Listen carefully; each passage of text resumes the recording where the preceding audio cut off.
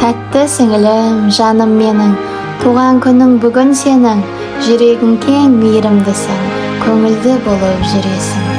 Сіңілім менің, айдан аппақ, сұлулығы ғарыштан аспақ, балапандай сүйкімді болып, еркелеген қылығы тәтті-ақ.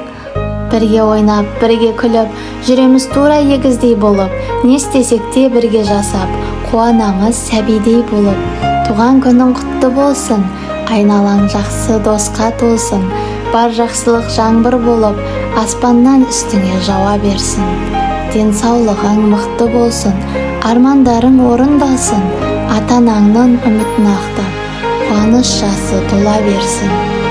Туған күніңмен құттықтаймын, бақытты өмір тілеймін. Рахмет саған сіңілім менің, өзіңді жақсы көремін.